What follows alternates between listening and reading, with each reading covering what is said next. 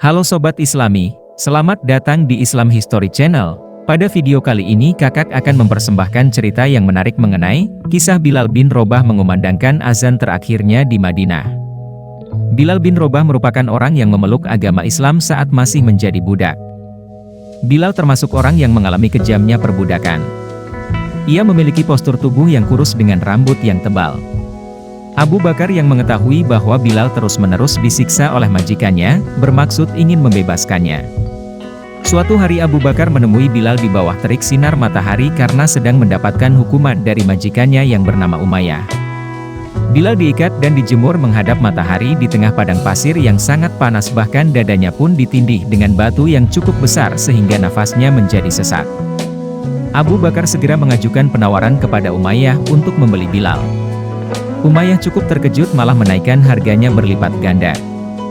Ia mengira bahwa Abu Bakar tidak akan sudi untuk membayar mahal demi budak seperti Bilal. Namun ternyata Abu Bakar bersedia. Umayyah menerima 9 ukiah emas untuk ditukarkan dengan Bilal. Sejak saat itu, Bilal senantiasa menemani dan menjaga pulau yang menjadi jalan menuju Madinah. Ia kemudian dipilih untuk menjadi muadzin atau orang pertama yang mengumandangkan adzan.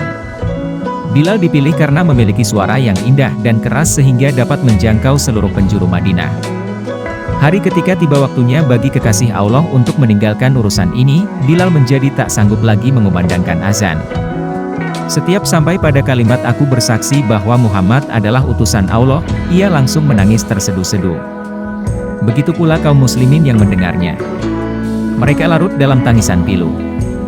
Oleh karena itu Bilal memohon kepada Abu Bakar agar diperkenankan untuk tidak memandangkan adzan lagi.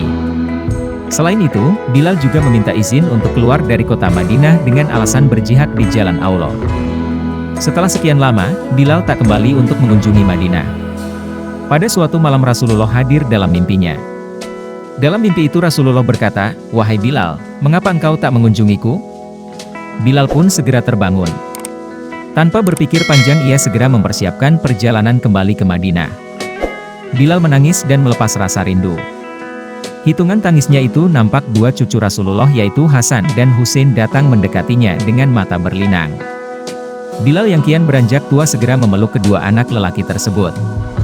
Husain berkata kepada Bilal, "Paman, maukah engkau sekali saja mengumandangkan adzan untuk kami?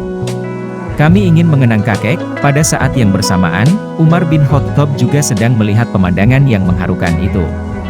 Ia pun turut memohon kepada Bilal agar ia mau mengumandangkan adzan lagi.